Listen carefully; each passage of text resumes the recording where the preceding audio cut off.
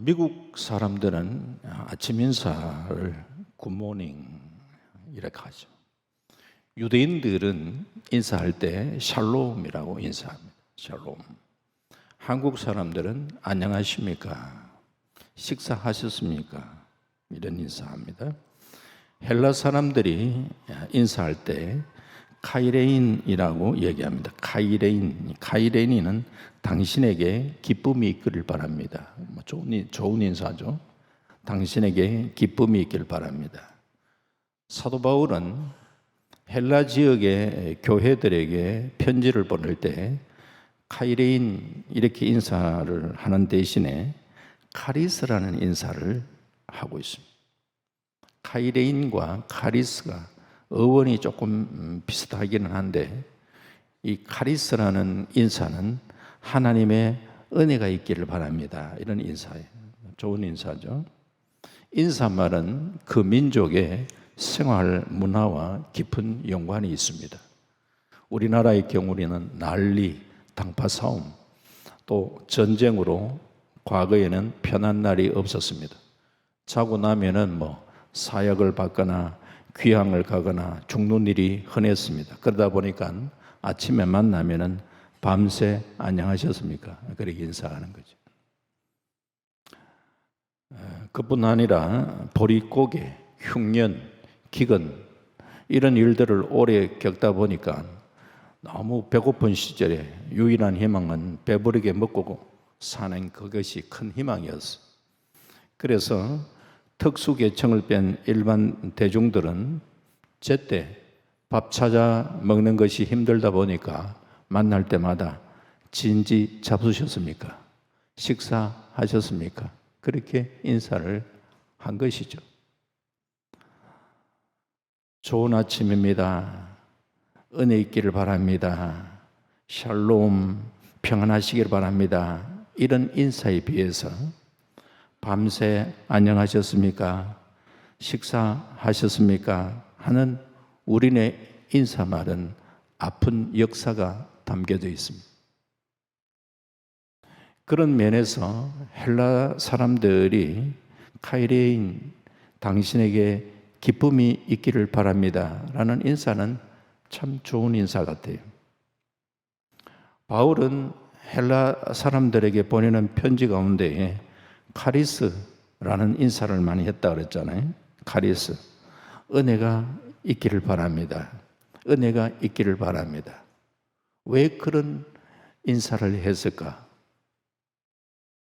인사에는 여러 가지 의미들, 그 민족의 생활과 문화가 많이 담겨져 있다고 그랬는데 바울은 카리스라는 왜 인사를 그렇게 많이 했을까? 그것은 어떠한 문화라기보다도 바울은 신앙적 입장에서 우리가 살아가는데 은혜가 너무너무 소중하고 은혜가 너무너무 필요하기 때문에 우리 믿음의 사람들이 이 땅을 살아가는데 정말 은혜가 있었으면 좋겠다.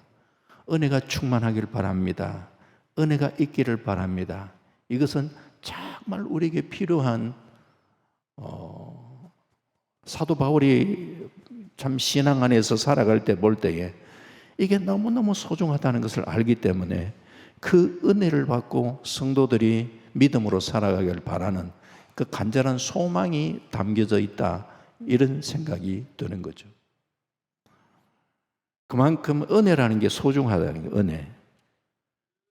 그래서 오늘도 우리가 이 밤에 주 앞에 나와 기도하면서 은혜를 사모하는 거잖아요. 은혜를 사모하는데 오늘 본문에 보니까 좀 더 큰 은혜를 우리가 주신다는 말씀이 있잖아요. 6절에 보니까 그러나 더욱 큰 은혜를 주시나니 이왕에 은혜를 주신다 그러는데 큰 은혜를 주신다 그러니까 우리가 큰 은혜를 구하고 큰 은혜를 사모하며 믿음으로 신앙으로 나아갈 수 있기를 주님의 이름으로 축원합니다. 그래서 그러나 더욱 큰 은혜를 주신다 이렇게 얘기를 하셨고 그런 은혜를 받아서 사도행전에 보면요 초대교회의 성령의 역사가 막 활발하게 막 일어날 때에 대단한 그런 일들이 일어났잖아요. 그런데 사도행전 4장 33절 말씀해 보니까 무리가 큰 은혜를 받아, 무리가 큰 은혜를 받아, 그 뒤에 이제 이어나는 모습이 초대교회의 아름다운 공동체가 어떻게 아름다운 공동체의 모습을 이루어가는가 하는 것을 보여주고 있는 내용들이 소개되는 것이죠. 그래서 큰 은혜를 받을 때 참 귀한 믿음의 열매가 맺어지는 거죠. 하나님은 당신의 사랑하는 독생자 예수 그리스도를 이 땅에 보내주셔서 우리에게 구원의 은혜를 주셨습니다. 우리가 구원받아낸 것도 너무너무 큰 은혜죠. 구원의 은혜, 이것도 너무 큰 은혜인데 이 구원의 은혜뿐만 아니라 하나님은 우리의 삶 속에서 구원의 은혜와 더불어서 지속해서 날마다 하나님이 주시는 큰 은혜를 받고 믿음으로 신앙으로 살아가기를 주님은 원하고 계신 줄 믿습니다. 그 은혜가 우리에게 필요하죠. 그런데 어떤 사람이 그런 은혜를 받는가? 잘 아는 말씀이잖아요. 야고보서 4장 6절을 다시 한번 떼어주실까요? 같이 한번 볼까요? 시작. 하나님이 교만한 자를 물리치시고 겸손한 자에게 은혜를 주신다 하였느니라. 우리가 잘 아는 말씀이죠. 교만한 자는 물리치시고 겸손한 자에게 은혜 주신다. 겸손한 자에게 은혜를 주신다라고 했는데 어떻게 하면 우리가 좀 더 겸손하게 은혜 받으며 살아갈 수 있을까? 이제 이게 고민거리가 되잖아요. 그래서 오늘은 본문을 보면서 조금 더 우리가 구체적으로 아는 말씀이지만 이렇게 하면은 우리가 더 큰 은혜를 받을 수가 있겠구나라는 이제 이런 각도에서 몇 가지 한번 살펴보려고 하는 것이죠. 우리가 어떻게 하면 더 큰 은혜를 받을 것인가? 이제 그냥 본문 중심으로 한번 몇 가지를 생각해 보는 거죠. 첫 번째가 하나님께 복종할 때 우리가 더 큰 은혜를 받을 수가 있습니다. 자, 그러면은 좀 전에 야고보서 4장 6절을 하나님이 교만한 자를 물리치시고 겸손한 자에게 은혜를 주신다고 이게 4장 6절이었어요. 그 이어서 이야기하는 4장 7절에 어떤 말씀이 있는가요? 같이 볼까요? 시작. 그런즉 너희는 하나님께 복종할지어다. 마귀를 대적하나 그리하면 너희를 피하리라. 조금 전에 하나님은 교만한 자를 물리치시고 겸손한 자에게 은혜 주신다 그랬잖아요. 그렇게 말씀하시고 그런즉, 그러니까 겸손한 자에게 은혜를 주신다. 그런즉, 그런즉 해놓고 그러면 어떻게 우리가 겸손하게 살아가는 모습, 은혜 받기 위해서 살아가는 모습은 어떻게? 그런즉 너희는 하나님께 복종할지어다. 이렇게 얘기하는 거예요. 복종이다. 그냥 순복하라, 순종하라 이런 말씀보다 조금 더 강하게 얘기했죠. 복종하라 하는 말씀. 하나님의 말씀 앞에는 우리가 복종하며 살아야지. 신앙의 겸손함이라는 것은 다름이 아니라 하나님께 복종하는 삶을 사는 게 하나님께 복종하는 사람의 특징은 뭐냐? 사람 자신의 판단보다도 하나님의 말씀이 더 옳다라고 인정할 때 그게 가능합니다. 내 판단보다, 내 생각보다 하나님의 말씀이 옳습니다 라는 인정함 속에 나는 내 자신의 생각을 내려놓고 하나님의 뜻이 옳다라고 그렇게 나는 고백하고 있기 때문에 나는 당신의 말씀 앞에 전폭적으로 순종하고 믿음으로 나가겠습니다 라는 그런 자세를 가지게 되는 것이죠. 하나님의 말씀에 순종함으로 복을 받았던 사람은 우리는 우리 생각에 그냥 얘기하라 해도 여러 사람을 이야기할 거예요. 당장에는 이야기하라면은 믿음의 조상 아브라함부터 시작해서 아브라함도 하나님이 75세에 아브라함에게 찾아오셔서 네 본토 친척 아비 집을 떠나라. 그 말씀 앞에 그냥 순종을 했잖아요. 심지어는 100세가 되어서 그가 낳았던 아들 이삭 모리아산에 번제로 드리라 그랬으니까 거기에 대한 아무런 이의를 달지 않았어요. 아브라함이 말이에요. 그럼 보면 크게 고민한 것 같지도 않아요. 보면 그냥 말씀 앞에 순종함으로 나가는 거예요. 그 아브라함의 믿음. 하나님은 죽은 자도 살리시는 그런 어떤 믿음을 가지고 있었죠. 그리고 하나님은 약속의 자녀로 그래 주셨는데 뭐 하나님 뜻이 계시겠지. 그리고 그 아들 이삭과 같이 가면서 번제할 그 양이 어디 있는지 참 좀 찔렸겠죠. 이삭이 물을 때 번제의 제물을 찾을 도대체 어디 있지 궁금하거든요. 하나님이 준비하셨을 것이다라고 얘기해요. 실제적으로 하나님께서는 준비하셔서 여호와 일의 하나님으로 그렇게 보여주셨죠. 예. 수많은 사람들이 하나님의 말씀을 우리가 듣습니다. 그러나 정말 그 말씀 앞에 전폭적으로 그 말씀을 신뢰하며 그 말씀에 순종하고 복종하며 살아가는 사람은 과연 얼마나 될까? 오늘 우리는 하나님의 말씀을 듣고 그 말씀 앞에 전폭적으로 그 말씀을 그냥 이렇게 듣는 것으로 끝나는 것이 아니고 그 말씀을 실천해 나가는, 여기 말씀대로 하면 말씀에 복종해가는 그런 삶을 살아가면서 그렇게 복종하다가 하나님이 더 크게 부으시는 은혜를 맛볼 수 있기를 주 이름으로 축원합니다.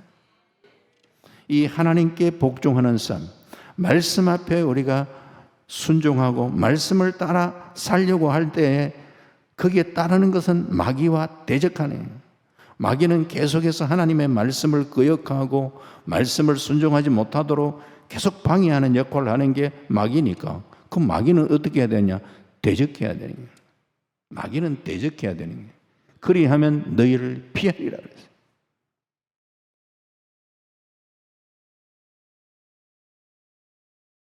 마귀는 우리가 받았던 하나님의 말씀을 빨리빨리 그것을 주어서 주고 가버립니다. 그리고 마귀가 주로 사용하는 방법은 사람의 생각 속에 자신의 생각을 집어넣는 거예요. 부정적인 생각, 불신앙의 생각, 하나님과 반대되는 그런 생각을 집어넣습니다. 이 생각. 그래서 그 생각이 진짜인 것처럼 믿게 만드는데 사람들은 마귀가 집어넣는 생각을 잘 분별해내지 못한다는 거예요. 혹 분별해도 그 생각을 단호하게 물리치지 않는다는 거예요. 오히려 그 생각에 그냥 사로잡혀서 그 생각대로 오히려 따라가는 그런 경향이 우리 안에 많다는 거예요.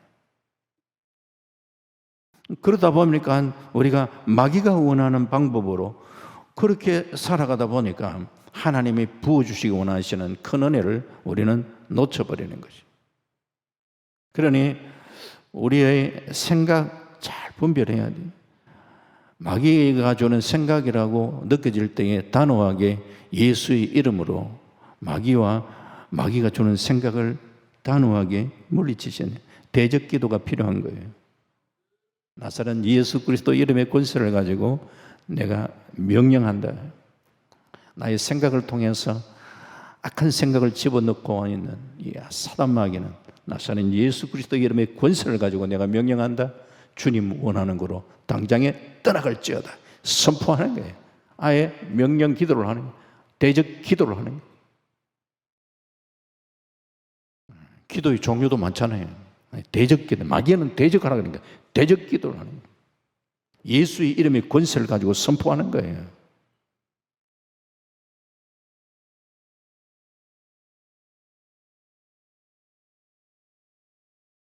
이렇게 우리가 마귀에 대해서는 대적할 때 그리하면 너희를 피하리라 그랬잖아요. 피하리라. 이렇게 하나님의 말씀 앞에는 우리가 순종하고 마귀의 생각 또 이 마귀의 유혹 이런 부분에 대해서 우리가 단호하게 믿음으로 선포하고 대적해 나갈 이런 삶을 살아갈 때에 우리가 은혜를 유지할 뿐만 아니라 더 큰 은혜를 하나님으로부터 받을 수가 있는 거예요. 우리가 하나님의 은혜가 아닌 내 힘으로 뭔가 하려고 할 그때에 자꾸 사단의 틈을 줄 수가 있습니다. 우리가 잘 아는 이스라엘 백성들이 보면은 여리고성을 무너뜨리는데 여리고성을 하루 한 바퀴 마지막 7일째는 7바퀴.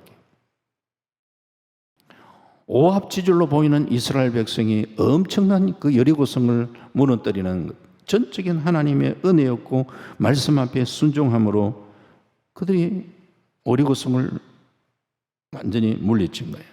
무너뜨렸어. 그러나 이스라엘 백성이 여리고성 정복 후에 보잘것없는 아이성을 무너뜨리지 못하고 패배를 하는 거예요.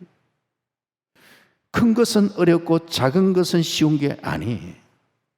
하나님이 돕지 않으면 승리할 수 없습니다. 하나님의 은혜로 모든 것이 가능하다는 것을 우리에게 보여주고 있는 것이죠.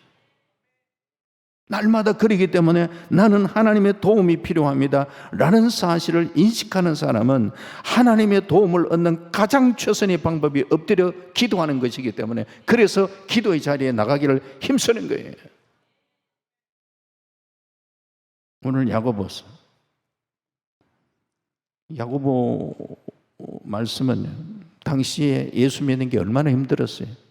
그래서 야고보서 1장은 시작할 때부터 하나님과 주 예수 그리스도의 종 야고보는 흩어져 있는 12지파에게 문안한데, 흩어져 있는 12지파 왜 흩어졌어요?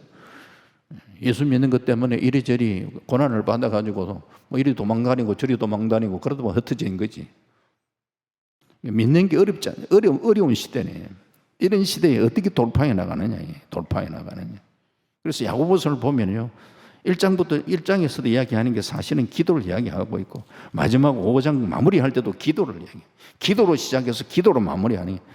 그래서 1차적으로는 우리가 어려운 고난을 돌파하는 그 가장 강력한 무기는 기도예요. 기도를 하면서 우리가 지혜를 구하고, 너희가 지혜가 부족하느냐? 후지시고 꾸짖잖아. 하나님께 구하라. 그렇게 이야기를 하는 거고, 마지막을 마무리할 때는 엘리야 기도 봐라. 엘리야 똑같은 우리와 성정이 같은 사람이지만 그가 간절히 기도한 적, 하늘문이 닫히기도 하고 열리기도 하는 그 기도, 포기하지 않는 간절함의 기도, 오늘 우리에게 도전을 주는 거예요. 간절함이에요. 오늘 야고보서 4장 1절과 2절은 이렇게 얘기를 해요. 야고보서 4장 1절과 2절 갑자기 같이 볼까요? 시작. 너희 중에 싸움이 어디로부터, 다툼이 어디로부터 나느냐? 너희 지체 중에서 싸우는 정욕으로부터 나는 것이 아니냐? 너희는 욕심을 내어도 얻지 못하여 살인하며 시기하여도 능히 취하지 못함으로 다투고 싸우는도다. 너희가 얻지 못하면 구하지 아니하기 때문이요. 구하여도 받지 못하면 정욕으로 쓸렸고 잘못 구하기 때문이라고 3절은 이어서 말씀하고 있지요. 우리가 싸움과 다툼으로 무엇을 얻으려고 해서는 안 되고요. 하나님은 참 마음이 좋으셔가지고 억지로 막 그냥 하자 막 좀 고집을 피우면은 허용적 섭리 속에 하나님이 허락하실 때가 있어요. 다 좋은 게 아니에요. 시편 말씀 가운데 이런 말씀이 있어요. 시편 106편 15절인데요. 시편 106편 15절이에요. 금방 잘 안 뜨네요. 좀 뜨물뜨리는데 시편 106편 15절. 안 뜨면 제가 읽을 수밖에 없네요. 시편 106편 15절에 이런 말씀이 있습니다. 그러므로 여호와께서는 그들이 요구한 것을 주셨을지라도 그들의 영혼은 쇠약하게 하셨도다. 조금 이상한 말씀이죠. 여호와께서 그들이 요구한 것을 주셨어요. 그런데 그들이 요구한 것을 주셨으면 막 기쁨이 넘치고 그래야 되는데 그들의 영혼은 쇠약하게 하셔도다라는 그런 말씀을 하셔요. 왜 이 말씀을 하시는가? 이 구절의 배경은 이스라엘 백성들이 광야에서 막 고기 달라고 막 격렬하게 원망했던 사건을 배경으로 하고 있습니다. 생존을 위한 강구가 아니고 탐욕을 위해서 구한 것이죠. 그래서 하나님은 하도 막 고기 달라고 원망스러워서 이야기를 하니까 그냥 허용을 하신 것이죠. 육체의 욕망은 채워졌어요. 고기 달라고 했는데. 그런데 그렇게 고기 먹고 난 다음에 영혼이 그렇게 기름졌는가? 영혼도 그렇게 그냥 풍성한 그 은혜가 넘쳤냐? 그런 게 아니고 영혼은 오히려 메말라졌다는 거예요. 기도 응답이 무조건 영적 축복 이렇게 연결시키기는 힘든 거지. 탐욕으로 얻은 것은 오래가지 못하고 영혼이 건강하지 못하는 거예요. 그래서 나의 탐욕이 아니라 그래서 먼저 그 나라와 그 의를 구하라는 이 말씀 참 귀한 말씀이에요. 먼저 그의 나라와 그 의를 구하는 이 중심을 가지고 참 하나님 앞에 구할 때도 나의 탐욕이 아니고 그 나라와 그 의를 구하는 이런 중심을 가지고 그렇게 우리가 구할 때에 주신 것도 하나님의 은혜임을 감사하고 그 하나님의 은혜에 대해서 그 주신 것에 대해서 겸손함으로 우리가 나아가게 되는 것이죠. 하나님께 때로는 구하지 아니해도 하나님이 때로는 주시는 경우가 많잖아요.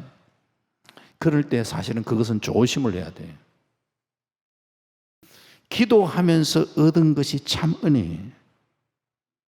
왜 기도하라고 이야기하시는가 하면요, 기도하면서 주어진 그것은요, 하나님의 은혜를 계속해서 머물게 합니다.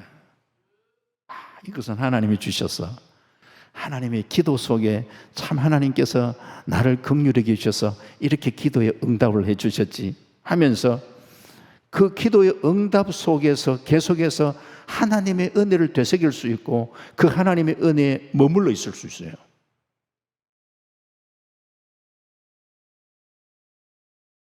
그러기에 우리는 늘 깨어서 기도하기를 힘쓰시고 정말 우리가 겸손함으로 하나님의 은혜를 구하는 귀한 믿음의 마음을 잃지 않고 그렇게 살아갈 수 있기를 바랍니다. 우리가 성령의 역사는 보면 성령으로 우리가 기도하고 할 때 성령은 하나 되게 하죠. 하나 되게 하죠. 근데 마귀의 역사는 자꾸 분열케 합니다.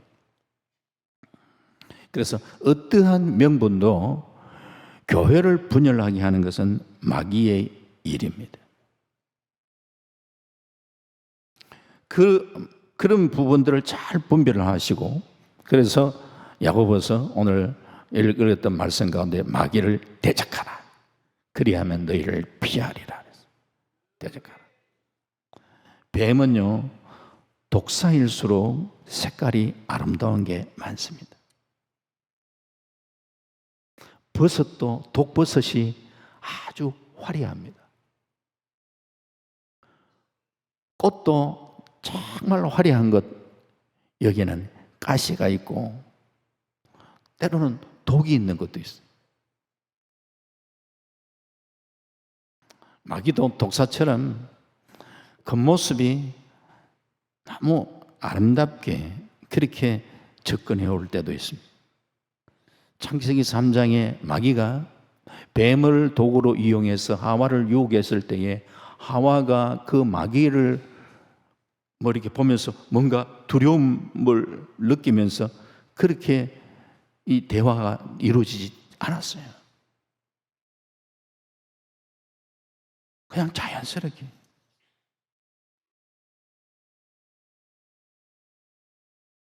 어떤 경계심을 가지고 얘기한 게 아니에요. 아주 이렇게 자연스럽게 유혹을 해요. 넘어뜨리게 하는. 이런 마귀를 단호하게 우리가 쫙 깨어가지고 분별을 하시고 대적을 하시고, 그렇게 할 때에 우리는 하나님께 복종하고 마귀를 대적할 때, 그때에 하나님이 우리에게 큰 은혜를 부어주신다. 이거 기억하시고요. 이 두 번째 보니까 하나님을 가까이 하냐. 오늘 그게 4장 8절 말씀. 4장 8절 말씀. 같이 볼까요? 시작. 하나님을 가까이 하라. 그리하면 너희를 가까이 하시리라. 죄인들아 손을 깨끗이 하라. 두 마음을 품은 자들아 마음을 성결하게 하라 했어요. 하나님을 가까이 하라. 세상을 의지하지 말고 내 속에 있는 우리가 참 성령을 의지하는 이런 삶을 우리는 살아가려고 애를 써야 됩니다. 성령을 의지하지 않고 눈에 보이는 세상을 자꾸 의지하는 것, 이거는 영적으로 우리가 좀 잘못될 가능성이 높습니다. 하나님이 아닌 세상을 의지하는 것은 하나님을 무시하는 일이에요. 우리가 살면서 환경이 조금 어려움을 찾아올 때 있잖아요. 내게 환경의 어려움이 찾아올 때에 이때에는 어떻게 여러분이 받아들여야 하느냐? 내 안에 계시는 성령님을 더 강하게 의지하라는 하나님의 신호로 받아야 돼요.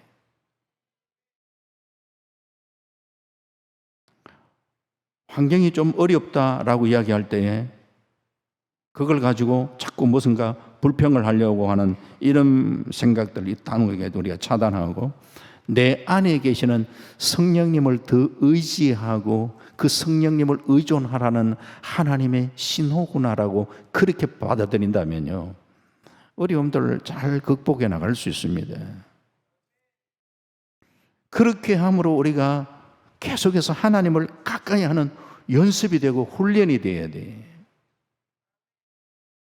교회 나와서 말씀을 받을 때도 마찬가지예요. 18세기에 스코틀랜드의 유명한 설교가 어스킨이라는 한 목사님이, 아주 유명한 목사님, 주일 설교를 하셨어요. 아버지 풍채가 아주 좋으신 분이고, 아버지 목소리도 좀 설교자에게 좋은 목소리를 갖고 있는 그것도 참 복이잖아요.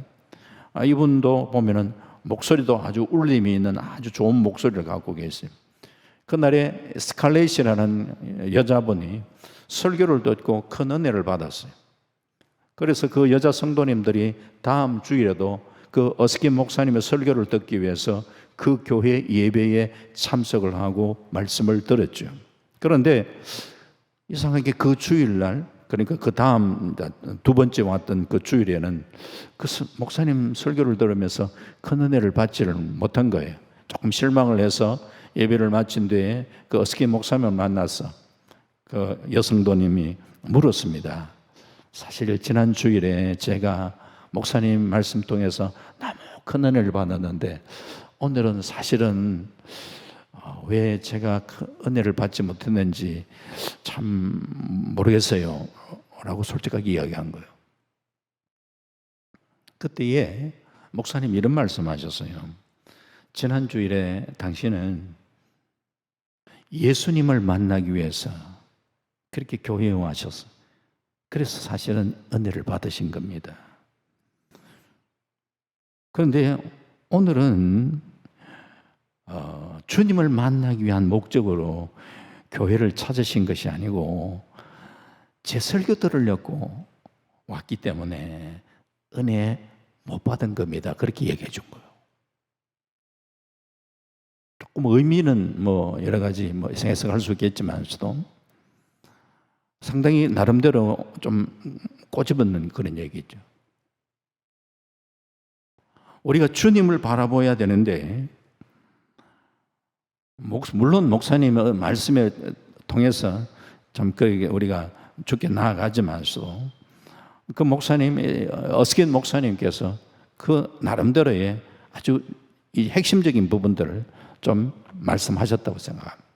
그래서 오늘 우리가 설교를 들을 때도 목사님이 무슨 말씀을 하시는가라는 자세보다도 하나님께서 오늘 목사님을 통해서 나에게 주시는 말씀은 어떤 말씀일까? 이런 자세. 굉장히 다른 자세죠. 네. 그래야 우리가 말씀을 들으면서 누구에 집중하느냐? 하나님께 집중할 수 있다는 거죠. 말씀을 우리가 읽을 때도 주님, 이 말씀을 통해서 주님이 내게 말씀하시는 것이 무엇인지를 알기를 원합니다라는 이런 마음의 자세를 가지고 우리가 말씀을 대하고 말씀을 읽는 거예요. 설교를 들을 때도 마찬가지예요. 시편 73편 28절에 하나님께 가까이함이 내게 복이라 그랬어요. 하나님께 가까이하는, 하나님께 가까이하는 게 복이라 그랬다면은, 내게 조금 어려움이 찾아왔다. 자, 그럴 때에 좀 전에 말씀드렸지만, 그러면은 내 안에 계시는 성령님을 더 의존하라는 그런 사인으로 받아라 그랬잖아요. 그렇게 하면서 성령님을 더 의존 안 하고 하나님을 더 의지하려고 하는 이런 마음을 가지면서 하나님께 가까이 한다면은, 성경은 이야기하잖아요. 하나님을 가까이 함이 복이라 그랬으니까 내가 어려움을 겪었다. 그 어려움을 통해서 오히려 하나님을 가까이 할 수 있었네. 야, 그러면 이 어려움은 어려움이 아니고 내게 복 주시기 위한 한 통로였구나. 그렇게 받아들일 수 있잖아요. 하나님께 가까이 하는 게 복이라는 거예요. 그리고 가까이 하려고 하니까 이야기가 죄인들아 손을 깨끗이 해라. 두 마음을 품은 자들아 마음을 성결하게 하라 라고 얘기를 하는 것이죠. 하나님께 가까이 하면, 하나님께 가까이 하려면은 자연스럽게 우리가 우리 이 죄 문제, 우리 손을 여기 보니까 죄인들아 손을 깨끗이 해라. 손을 깨끗이 해라. 손을 깨끗이 해야 되잖아요. 위생 얘기를 하는 거 아니잖아요. 손은 오만 가지 물건 만지고 접촉했기 때문에 온갖 세균이 감염되는 그런 통로가 된다. 우리가 그런 위생적으로 그래서 손을 자주 씻어야 된다. 위생적인 얘기예요. 그런데 오늘 본문은 그런 의도로 이야기하는 것이 아니잖아요. 손을 여기에 깨끗이 한다.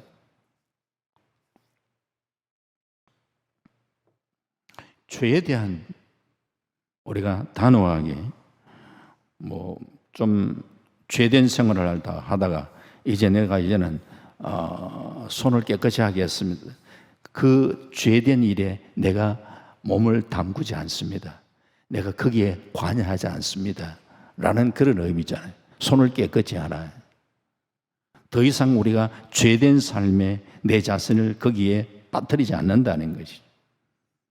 그리고 두 마음을 품은 자들아 마음을 성결하게 하라. 성결하게 하라. 그래서 손을 깨끗게 한다. 어쩌면은 외적인 어떤 그런 단호한 나는 그런 어떤 죄된 그런 모습에서 거기에서 내가 손 안 담근다 라는 그런 의미라면은 마음을 성결하게 한다. 내적인 어떤 생각과 동기를 좀 더 순수하게 가진다라는 이런 표현으로 이야기를 할 수가 있겠죠. 어쨌든지 간에 생각과 행동을 우리는 깨끗이 해야 됩니다. 두 마음을 품는 것은 하나님 보시기에 그건 참 바른 태도가 아닌 것이죠. 여호수아는 요단강을 건너기 전에 이스라엘 백성들에게 성결케 할 것을 명하면서 이렇게 말씀합니다. 여호수아 3장 5절에 보면은 너희는 자신을 성결하게 하라. 여호와께서 내일 너희 가운데 기이한 일들을 행하시리라 라고 얘기를 합니다. 우리가 우리 자신을 죄에 이제 내 자신을 던지지 아니하고 우리의 마음이 두 마음을 품은 자가 아니라 성결함을 간직하면서 전폭적으로 하나님께 포커스를 맞추며 하나님을 가까이 하는 이런 삶의 태도, 자세를 가질 때에 하나님은 우리에게 놀라운 은혜를 부어 주실 줄 믿습니다. 마지막으로 말씀을 보는 것은 주 앞에서 겸손이라는 게 결국은 자신을 낮추는 것이잖아요. 주 안에서. 그래서 주 앞에서 겸손하게 자신을 낮추는 자세. 이게 필요하죠. 그게 오늘 4장 10절 말씀, 4장 10절 말씀. 주 앞에서 낮추라. 그리하면 주께서 너희를 높이시리라. 자기를 낮춘다. 그 말씀과 연결 지으면서 쭉 이렇게 연결되는 그 말씀들이 오늘 9절을 읽어보면은요, 9절은 이렇게 이야기를 합니다. 슬퍼하며 애통하며 울지어다. 너의 웃음을 애통으로, 너의 즐거움을 근심으로 바꿀지어다 라고 얘기를 합니다. 결국 이 말씀을 종합해서 한번 생각해 볼 때 자신을 좀 더 겸손하게 낮추는 그런 모습, 그 태도, 자기를 돌아보아 철저하게 사시는 하나님 앞에 회개함에 대한 얘기들을 말씀을 하고 있는 것이죠. 회개는 우리가 뭐 많이 들었겠지만서도 지적인 회개, 그리고 정적인 회개, 그리고 의지적인 그런 회개가 동반되는 게 필요하겠죠.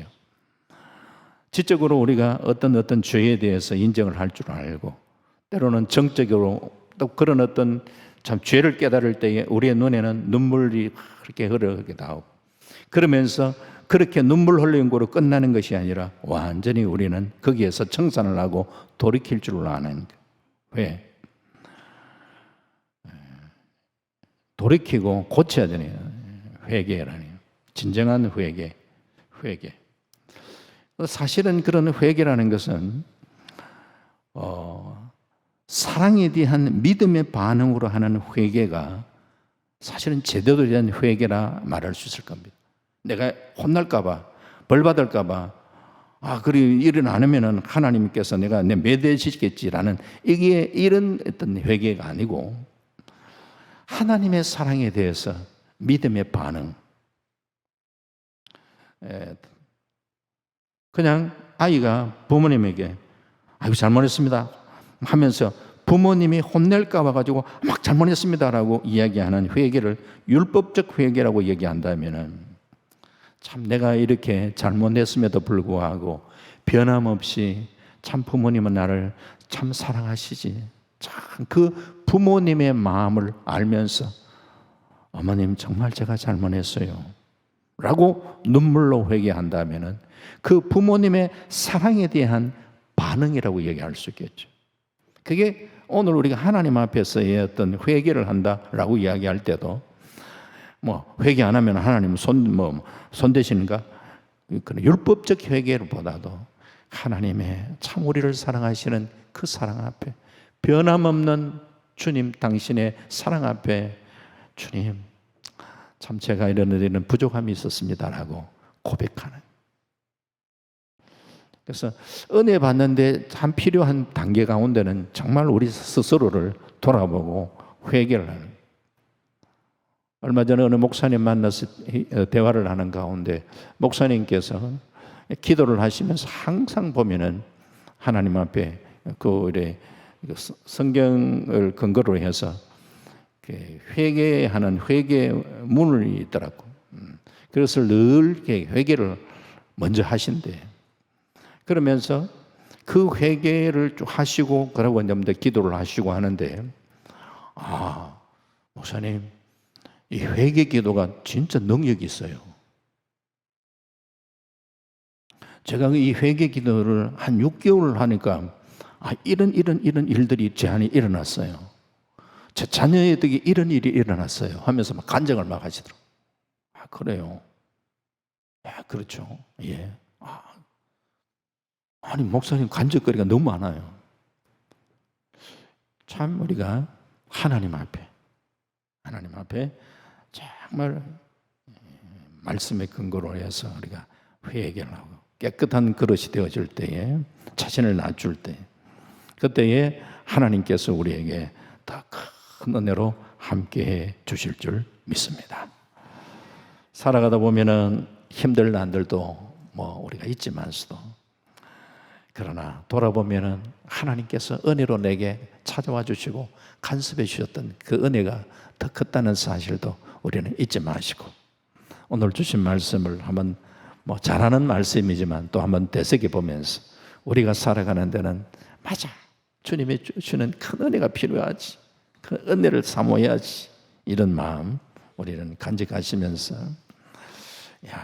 하나님께서는 어떤 자에게 은혜를 주셨는가, 이 사실 또 한번 되새겨 보시면서 하나님의 말씀 앞에는 복종하시고, 하나님을 가까이 하기에 다 애를 쓰시고 주님 앞에는 우리 자신들은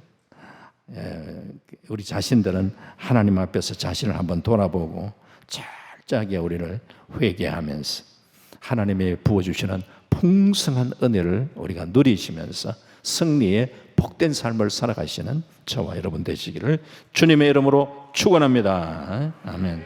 아버지 하나님 감사합니다. 우리는 주의 은혜가 필요합니다. 이 밤에도 하나님 주신 말씀을 또 한번 새기면서 하나님 더 간절함으로 주의 은혜를 구하기를 원합니다. 이 밤에 구하는 저들의 심령 가운데 주님 찾아와 주시고 풍성한 은혜로 함께해 주시기를 간절히 바라고 주님 소망합니다.